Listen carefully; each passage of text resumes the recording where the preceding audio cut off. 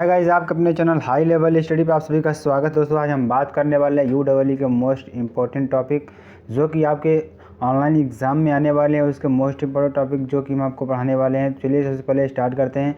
साथ ही साथ दोस्तों आप हमारे चैनल पर नए हो तो हमारे चैनल को सब्सक्राइब कर लें और बेल आइकन भी दबा लें ताकि आने वाली वीडियो की समस्त नोटिफिकेशन आपके स्क्रीन में सबसे पहले आए।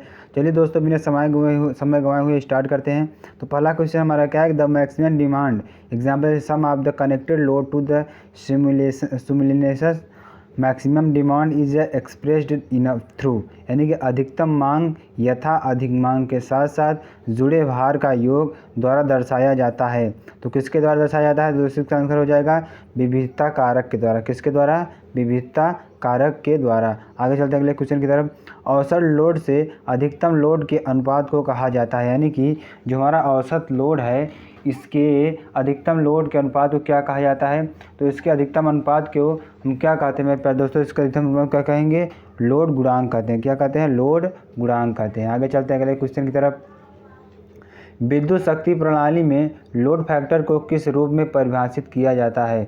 औसत मांग के अधिकतम मांग का अनुपात, या अधिकतम मांग से कनेक्टेड लोड का अनुपात, या स्टेशन के बेस लोड के अतिरिक्त लोड के विभिन्न अधिकतम मांग, या अपरिवर्तनीय लोड जो स्टेशन पर लगभग पूरा दिन बना रहता है। तो इसका आंसर क्या हो जाएगा मेरे प्यारे दोस्तों?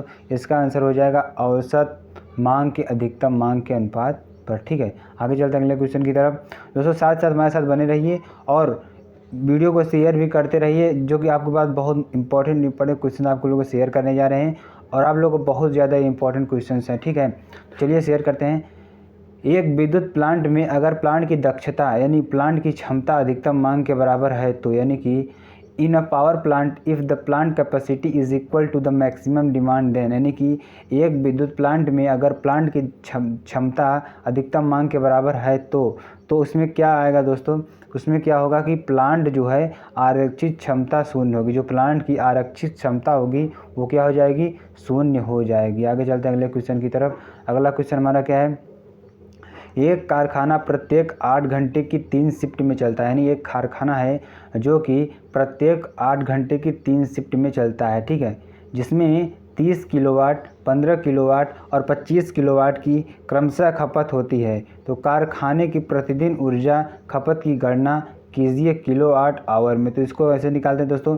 इसमें सबसे पहले टाइम दे दिया, क्या है? टाइम दिया है 8 आवर। ठीक है, 8 आवर दिया है। उसके बाद टी बराबर T1, T2 बराबर T3। ठीक है, अब आगे चलते हैं, यानी कि P बराबर कितना दिया है? P1 बराबर 30 किलोवाट। ठीक है, P1 कितना दिया है? 30 kilowatt, P2 15 kilowatt, P3 25 kilowatt. Energy consumed per day, यानी कि पर डे हमारी एनर्जी कितनी कंज्यूम्ड होगी, जिसको हम निकाल लेंगे P1 इंटू T1, यहाँ से निकाल लेंगे दोस्तों P1 into T1, P2 into T2, P3 into T3। तो यहाँ सब मान रखेंगे दोस्तों। इसका सॉल्व करने में कितना आएगा? 560 किलो वाट आवर। तो इसका आंसर क्या हो जाएगा मेरे प्यारे दोस्तों? 560 किलो वाट आवर। ठीक है, आगे चलते हैं अगले क्वेश्चन की तरफ। कैपेसिटी फैक्टर क्या होता है, यानी कि what is the capacity factor? कुल उत्पन्न शक्ति अपान कुल अधिकतम मान होता है, या औसत लोड अपान रेटेड लोड, या औसत लोड अपान कुल लोड, या मैक्सिमम डिमांड अपान टोटल कनेक्टेड लोड। तो इसमें आंसर क्या हो जाएगा? Average load rated load. ठीक है, आगे चलते हैं अगले क्वेश्चन की तरफ।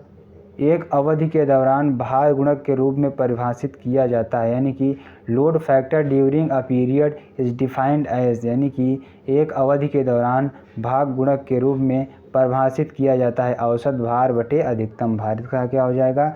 औसत भार बटे अधिकतम भार। ठीक है, आगे चलते हैं अगले क्वेश्चन की तरफ। When different type of consumers are charged at different uniform per unit rated, the tariff is called, यानी कि जब विभिन्न प्रकार के उपभोक्ता को भिन्न भिन्न एक समान इकाई दर पर चार्ज किया जाता है तो उसे टैरिफ क्या कहलाता है? ठीक है दोस्तों, यानी कि जब विभिन्न प्रकार के उपभोक्ता को, यानी कि जब कई प्रकार के उपभोक्ता को भिन्न भिन्न यानी कि एक समान इकाई दर पर चार्ज किया जाता है तो टैरिफ कहलाता है। वहाँ टैरिफ क्या कहलाता है? फ्लैट रेट टैरिफ कहलाता है। क्या कहलाता है? फ्लैट रेट टैरिफ कहलाता है। ठीक है, आगे चलते अगले क्वेश्चन की तरफ। अगला क्वेश्चन हमारा क्या है? For a generating station diversity factor is always, यानी कि एक जनरेटिंग स्टेशन के लिए विविधता गुणांक हमेशा होता है। कितना होता है? 1 से अधिक होता है। ठीक है दोस्तों, कितना होता है? 1 से अधिक होता है। एक जनरेटिंग से स्टेशन जहाँ पे बिजली उत्पन्न होती है वहाँ पे उसका विविधता गुणांक हमेशा क्या होगा? 1 से हमेशा अधिक। कितना होगा? 1 से हमेशा अधिक होगा। आगे चलते अगले क्वेश्चन की तरफ। जब शीर्ष मांग, यानी कि जब शीर्ष मांग क्या होगा? 436 किलोवाट हो तो कुल ऊर्जा उपयोग 57,200 किलोवाट घंटा हो और बिलिंग चक्र 30 दिनों का हो तो प्रतिशत लोड फैक्टर बताएं। तो प्रतिशत लोड फैक्टर कितना हो जाएगा? इसको निकाल लेते हैं दोस्तों। यहाँ पे पीक डिमांड कितना दिया है? 436 किलोवाट। तो एवरेज लोड हमारा क्या होगा? किलोवाट बटे 24 आवर्स। ठीक है, इसको हम इससे निकाल लेंगे। तो यहाँ से निकालेंगे तो क्या आएगा? चलिए देखते हैं दोस्तों। यहाँ पे आप देख सकते हैं तो यहाँ पे क्या हो जाएगा? 57,200 अपान 24 इंटू 30 को सॉल्व करने पे क्या मिलेगा? 79.44 किलोवाट प्रति आवर मिलेगा। और लोड फैक्टर हमारा क्या होता है? लोड फैक्टर बराबर क्या होगा? एवरेज लोड अपान मैक्सिमम डिमांड इंटू 100 क्या है? ठीक है, और 79.44 अपान 436 इंटू 100 यानी कि 18.2%, 22%। ठीक है, तो इसका आंसर क्या हो जाएगा हमारे पास दोस्तों? 18.22%। ठीक है, आगे चलते अगले क्वेश्चन की तरफ। In India TOD tariff is applied for which of the following consumers, यानी कि भारत में टीओडी टैरिफ निम्नलिखित में से किन उपभोक्ताओं के लिए लागू की गई? तो किन उपभोक्ताओं के लिए लागू की गई? इंडस्ट्रियल उपभोक्ता के लिए, यानी कि औद्योगिक उपभोक्ता के लिए यह टीओडी टैरिफ लागू की गई। ठीक है, आगे चलते हैं। एक पावर प्लांट के प्लांट क्षमता गुणांक की गणना संभवतः किस सूत्र से की जा सकती है? तो वहाँ कौन सा सूत्र है? औसत। वहाँ कौन सा सूत्र है? औसत मांग अपान प्लांट की क्षमता। ठीक है, ये आंसर हो जाएगा, आंसर नंबर ए। आगे चलते अगले क्वेश्चन की तरफ। ये ग्राहक है 0.5 भार गुणांक पर प्रतिदिन 600 किलोवाट आवर उपभोग करता है। अधिकतम मांग को बिना बढ़ाए यदि ग्राहक भाग गुणांक 0.8 बढ़ा देता है तो व्यय ऊर्जा का मान किलोवाट आवर में होगा। कितना होगा? इसको हम सॉल्व करते हैं। एनर्जी कंज्यूम्ड पर डे 6000 यानी 600 kilowatt. Load factor 0.5, new load factor 0.8। तो new energy consumption in kilowatt hour, तो लोड फैक्टर बराबर क्या हो जाएगा? Energy consumed in kilowatt upon peak load. ठीक है, पीक लोड बराबर क्या है? Energy consumed in kilowatt upon load factor बराबर 600 अपान 0.5। तो पीक लोड बराबर क्या हो जाएगा? 1200 किलोवाट। ठीक है, न्यू एनर्जी कंजम्पशन कितना हो जाएगा? Peak load into new load. तो यहाँ पे इसको गुणा करेंगे तो कुल टोटल कितना आएगी? 960 किलोवाट। तो यहाँ पे इसका आंसर क्या हो जाएगा? 960 किलोवाट आवर। ठीक है, आगे चलते हैं। Demand factor of a power plant is, यानी बिजली संयंत्र की मांग कारक है। यानी डिमांड फैक्टर कितना होता है? उसका होता है अधिकतम मांग बटे जुड़ा हुआ भार। कितना होता है? अधिकतम मांग बटे जुड़ा हुआ भार। आगे चलते हैं। The 2 part tariff used for consumers, यानी 2 भाग टैरिफ उपभोक्ताओं के लिए उपयोग किया जाता है। कृषक के लिए, व्यवसायिक के लिए, घरेलू के लिए, औद्योगिक के लिए। तो इसका आंसर क्या हो जाएगा? औद्योगिक के लिए। किसके लिए? औद्योगिक के लिए। ठीक है, आगे चलते हैं अगले क्वेश्चन की तरफ। The ratio of the average power to the maximum demand is defined as, यानी कि औसत शक्ति और अधिकतम मांग का अनुपात होता है हमेशा क्या होगा? भार गुणक होता है। क्या होता है? वह भार गुणक होता है। आगे चलते हैं अगले क्वेश्चन की तरफ। जब विद्युत ऊर्जा की दर को उपभोक्ता के अधिकतम मांग और यूनिट खपत के आधार पर चार्ज किया जाता है तो उसे कहते हैं, क्या कहते हैं? उसे हम कहते हैं द्विभाग टैरिफ। क्या कहेंगे? द्विभाग टैरिफ। ठीक है, नंबर बी इसका आंसर सही हो जाएगा। चलते हैं अगले क्वेश्चन की तरफ। जब एक दिए गए ऊर्जा ब्लॉक को विशेष दर पर चार्ज किया जाता है, यानी कि एक दिए गए ऊर्जा ब्लॉक को विशेष दर पर चार्ज किया जाता है और ऊर्जा के अनुगामी ब्लॉक को उत्तरोत्तर कम दर पर चार्ज किया जाता है तो यह कहलाता है, यहाँ क्या कहलाता है? हमेशा यह कहलाता है ब्लॉक दर टैरिफ। क्या कहलाता है? ब्लॉक दर टैरिफ, ब्लॉक रेट टैरिफ। ठीक है, आगे चलते हैं अगले क्वेश्चन की तरफ। एक उत्पादन केंद्र पर संयोजित भार 40 मेगावाट है और अधिकतम मांग 20 मेगावाट है। यदि उत्पादित इकाई 61.5 इंटू 10⁶ प्रति वर्ष हो तो मांग गुणक ज्ञात कीजिए। तो इसका आंसर क्या हो जाएगा? 0.05। ठीक है, आगे चलते हैं अगले क्वेश्चन की तरफ। राउंड ब्लॉक शक्ति आपूर्ति किसके लिए आवश्यक होती है? किसके लिए आवश्यक होती है दोस्तों? ग्रामीण क्षेत्रों के लिए। किसके लिए? ग्रामीण क्षेत्रों के लिए। आगे चलते अगले क्वेश्चन की तरफ। शक्ति मांग की लगभग आगणन किसके द्वारा बनाई जा सकती है? Approximate estimation of power demand can be made by. तो भार सर्वेक्षण विधि, सांख्यिकी विधि, गणितीय विधि, अर्थशास्त्रीय विधि, या कौन कौन सी विधि हैं दोस्तों? पहला, दूसरा, तीसरा, चौथा। इसमें सब विधि जो है हमारी इसके लिए उपयोग की जाती है, शक्ति मांग के लगभग आगणन के लिए उपयोग की जाती है। तो इसमें आंसर क्या हो जाएगा हमारा? ए नंबर आंसर सही हो जाएगा। आगे चलते हैं अगले क्वेश्चन की तरफ। अगला क्वेश्चन हमारा क्या है? Two part tariff is based on, यानी द्विभाग टैरिफ आधारित है। स्थिर मूल्य अनुप्रमाणुपात अधिकतम भाग या वास्तविक प्रभार उपयोग की गई यूनिट की संख्या पर, या स्थिर लागत अनुक्रमानुपात अधिकतम मांग के निम्न चल लागत अनुक्रमानुपात वास्तविक रूप से उपयोग की गई यूनिट संख्या पर। तो इसका आंसर क्या हो जाएगा? Number D. क्या हो जाएगा? Number D. नंबर डी क्या है? स्थिर लागत अनुक्रमानुपात अधिकतम मांग और निम्न चल लागत अनुक्रमानुपात वास्तविक रूप से उपयोग की गई यूनिट संख्या।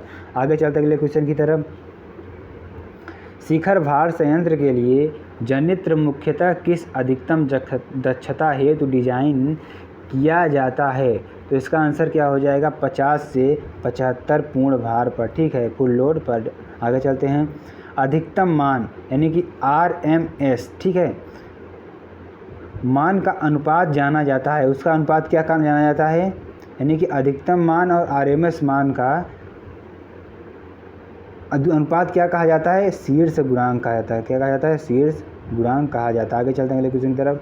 अधिकतम मान ये तो हो गया दोस्तों। बिजली घरों में सबसे प्रभावी ढंग से बिजली के उत्पादन का मूल्य घटाया जा सकता है। कौन सी, यानी बिजली घरों में कौन सी प्रभावी ढंग है जिससे कि हम बिजली की बचत उसके मूल्य को घटा सकते हैं? या वो, इसमें आंसर क्या हो जाएगा? विभिन्नता कारक और भार कारक दोनों बढ़े। क्या बढ़े? विविधता कारक और भार कारक दोनों बढ़े, ठीक है। आगे चलते हैं। नगण्य खरीद का क्या अर्थ है? नगण्य खरीद का क्या अर्थ होता है दोस्तों? इसका अर्थ होता है कि बिना उचित औपचारिक आर्डर के खरीद सहयोगी द्वारा बाजार में किसी वस्तु की खरीद, ठीक है।